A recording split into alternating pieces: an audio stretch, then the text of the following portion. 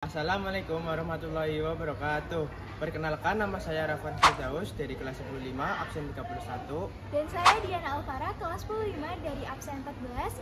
Kami akan menjelaskan tentang perubahan iklim. Lanjut ke videonya.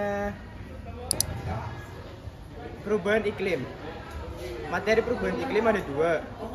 Yang pertama perubahan iklim dan yang kedua gejala perubahan iklim. Yang pertama perubahan iklim. Iklim adalah rata-rata cuaca yang menunjukkan keadaan atmosfer dalam jangka waktu tertentu.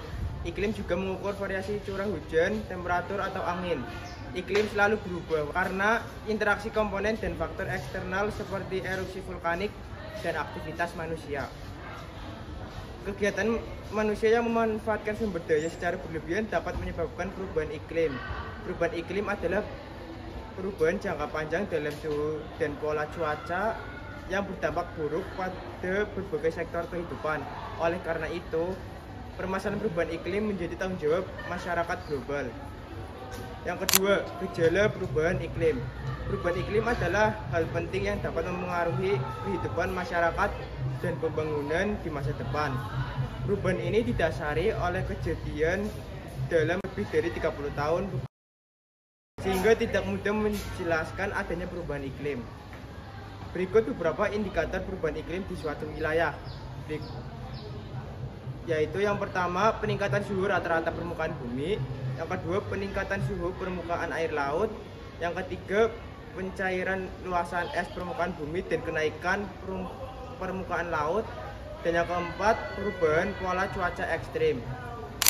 Yang pertama, peningkatan suhu rata-rata permukaan bumi. Dalam 100 tahun terakhir, suhu bumi meningkat 0,6 sampai 0,9 derajat, membuatnya terasa lebih panas. Pada 2021, suhu permukaan bumi naik 0,85 derajat Celcius dibanding rata-rata tahunan 1951 sampai 1980. Dalam satu dekade terakhir, suhu pernah meningkat hingga 1,02 derajat Celcius pada 2016 dan 2020. Peningkatan suhu ini berkaitan dengan meningkatnya gas CO2 dari kendaraan dan industri yang memerangkap panas di atmosfer, menyebabkan pemanasan global.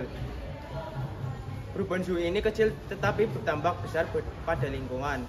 Yang kedua, peningkatan suhu permukaan air laut. Sejak tahun 1993 hingga 2020, suhu permukaan laut global meningkat sekitar 0,016 derajat Celcius per tahun. Total sekitar 0,43 derajat Celcius. Ini berdampak besar pada kehidupan dan ekosistem laut, berpotensi membunuh organisme yang tidak bisa berpindah ke perairan yang lebih dingin. Selama 30 tahun terakhir, permukaan laut telah mengalami kenaikan permukaan laut global lebih dari 9 cm sejak tahun 1993. Yang ketiga, pencairan luasan es permukaan bumi dan kenaikan permukaan air laut.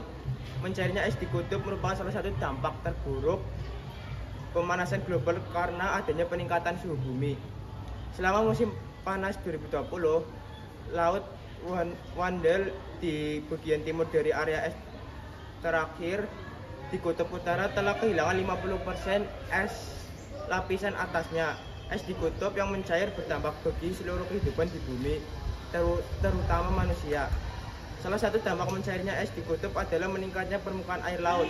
Kenaikan muka air laut menyebabkan berkurangnya wilayah daratan yang disebabkan tenggelamnya kawasan pesisir atau pulau-pulau kecil di suatu negara.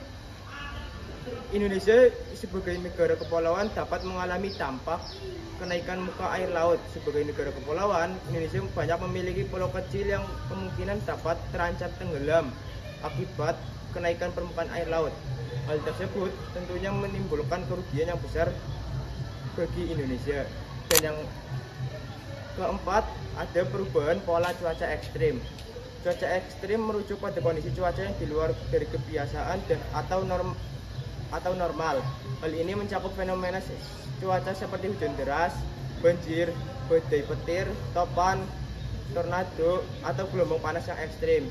Cuaca ekstrim dapat menyebabkan dampak yang serius terhadap lingkungan dan kehidupan manusia seperti kerusakan pada infrastruktur, tanaman, dan hewan ternak, serta bahaya bagi keselamatan manusia. Dari perubahan pola cuaca ekstrim dibagi menjadi dua, ada El Nino dan La Nina. El Nino adalah fenomena cuaca yang terjadi karena suhu permukaan air di Samudra Pasifik Tengah dan Timur meningkat lebih hangat dari biasanya. Hal ini menyebabkan perubahan pola cuaca global yang berpengaruh pada iklim di berbagai wilayah, termasuk di Indonesia. El Nino dipicu oleh peningkatan suhu yang menyebabkan pergeseran angin dan arus laut. Dampak El Nino yaitu yang pertama kekeringan, yang kedua gangguan musim tanam yang dapat menyebabkan penundaan dalam penanaman, yang ketiga persebaran penyakit dan hama, dan yang keempat penurunan kualitas tanaman, dan yang kelima ketidakstabilan pasar yang dapat meningkatkan harga jika pasokan berkurang. Selanjutnya La Nina. La Nina adalah salah satu fenomena alam yang terjadi secara periodik di Samudra Pasifik. Fenomena ini menyebabkan suhu muka laut di wilayah tersebut mengalami penurunan sehingga udara terasa lebih dingin dari biasanya. Selain itu, La Nina juga berdampak pada curah hujan yang lebih tinggi dari rata-rata, sehingga dapat menyebabkan bencana hidrometeorologi seperti banjir, longsor, dan angin kencang. Berikut beberapa dampak signifikan La Nina bagi petani. Yang pertama, banjir dan tanah longsor. Dan yang kedua, kerusakan pada tanaman dan produksi. Yang ketiga, gangguan pada pasokan dan distribusi hasil pertanian. Yang keempat, penyakit tanaman dan hama yang menyebar karena kondisi lembab. Yang ketiga, netral. Fase netral merupakan kondisi normal, tidak terjadi El Nino dan La Nina. Pada fase ENSO netral atau normal, suhu muka laut, pola hujan kawasan tropis, dan sirkulasi atmosfer berada dalam kondisi rata-ratanya.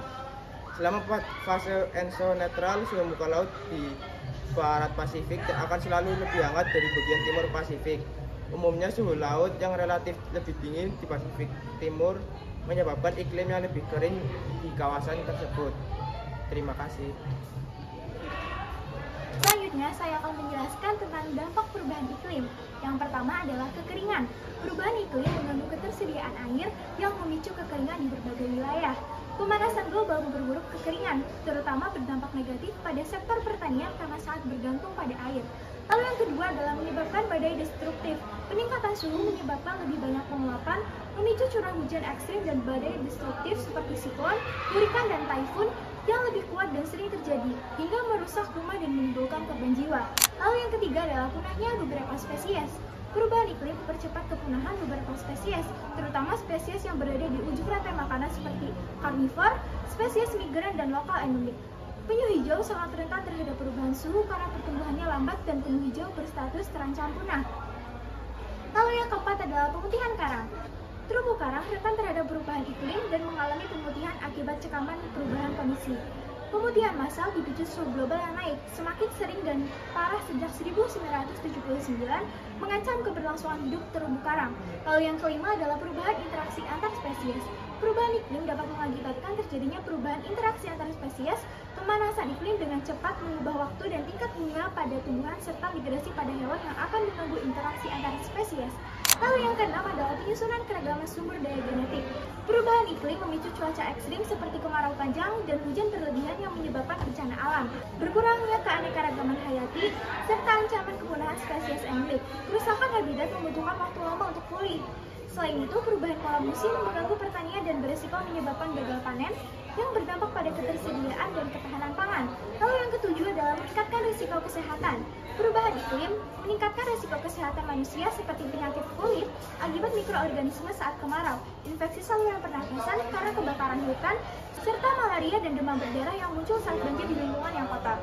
Lalu selanjutnya adalah penyebab perubahan iklim. Yang pertama adalah peningkatan kadar CO2. CO2 adalah gas rumah kaca yang dapat menangkap dan menahan panas matahari, menyebabkan pemanasan global. Peningkatan kadar CO2 disebabkan oleh aktivitas manusia, terutama pembakaran bahan bakar fosil dan deforestasi. Dalam kurang dari 200 tahun, kadar CO2 di atmosfer meningkat hingga 50%. Lalu yang kedua adalah anomali efek rumah kaca. Efek rumah kaca pertama kali dikenalkan pada tahun 1824 oleh ilmuwan Joseph Fourier. Efek rumah kaca adalah proses naiknya suhu bumi akibat perubahan komposisi atmosfer. Yang A adalah mekanisme terjadinya efek rumah kaca. Efek rumah kaca terjadi saat gas-gas seperti karbon dioksida, metana, dan uap air di atmosfer menyerap dan memancarkan kembali radiasi panas dari permukaan bumi. Gas-gas ini membiarkan sinar matahari masuk tetapi menghambat keluarnya panas sehingga suhu bumi meningkat. Lalu yang B adalah efek rumah kaca yang berlebihan. Efek rumah kaca yang berlebihan akan menyebabkan pemanasan global di mana suhu di bumi akan naik secara signifikan, yang ditandai dengan hal antara lain mencairnya es di kutub, rusaknya ekosistem, perubahan iklim yang cukup ekstrim. Jika hal ini dibiarkan terus-menerus, banyak populasi makhluk hidup yang akan musnah. Lalu yang ketiga adalah aktivitas manusia sebagai penyebab utama perubahan iklim. Aktivitas manusia menyebabkan kerusakan lingkungan dan perubahan iklim seperti penebangan liar sebab pembakaran hutan tersebar gas karbon dioksida dan emisi gas lainnya ke udara. A adalah kegiatan terkait alih fungsi lahan. Pertambahan penduduk meningkatnya kebutuhan lahan yang menyebabkan alih fungsi lahan, terutama hutan menjadi permukiman, pertanian, dan perkebunan. Alih fungsi hutan berdampak negatif terhadap kelestarian lingkungan. Penebangan liar dan pembakaran hutan menyebabkan kerusakan ekosistem hutan.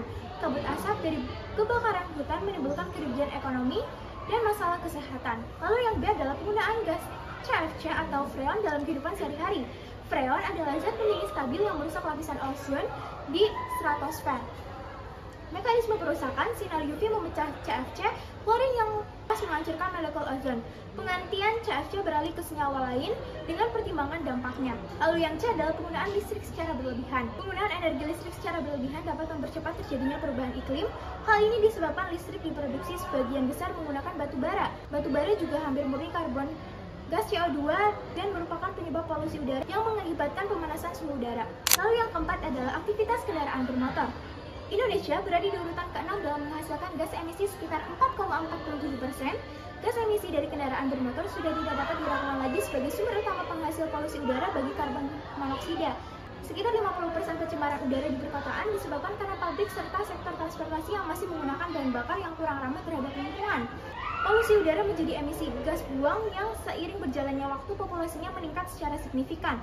Upaya pengendalian pencemaran udara akibat kendaraan bermotor, yang A adalah mengurangi jumlah mobil yang berlalu lalang, yang B merawat mobil secara saksama agar tidak boros bahan bakar dan asapnya tidak mengotori udara. Yang C adalah menggunakan bensin yang bebas timbal. Yang kelima, kegiatan terkait produk dan penggunaan plastik. Polusi plastik menjadi salah satu penyebab terbesar perubahan iklim. Tumpukan sampah plastik dapat menyebabkan pemanasan global di bumi. Sampah plastik memiliki sifat sulit terdegradasi. Dari proses produksi, konsumsi hingga pembuangan plastik menghasilkan emisi karbon yang tinggi sehingga berkontribusi terhadap perubahan iklim. A. Produksi plastik.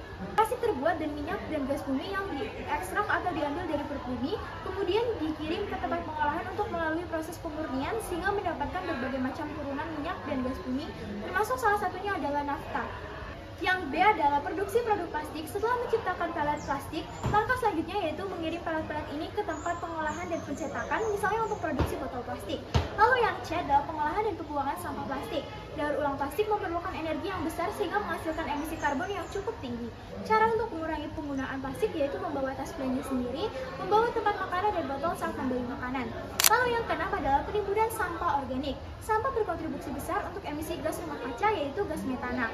Metana merupakan gas yang terbentuk dari proses dekomposisi anaerob sampah organik yang juga sebagai salah satu penyumbang gas rumah kaca yang mempunyai efek 20-30 kali lipat dibanding dengan gas CO2.